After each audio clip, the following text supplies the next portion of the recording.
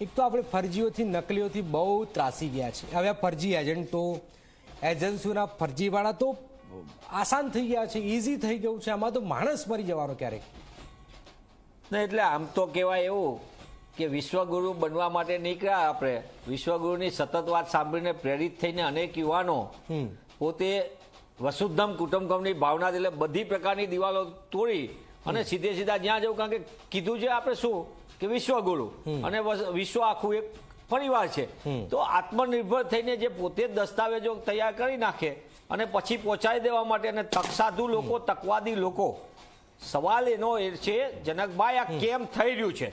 થાય છે ઘણા વખતથી થાય છે, પણ આ કેમ થઈ રહ્યું?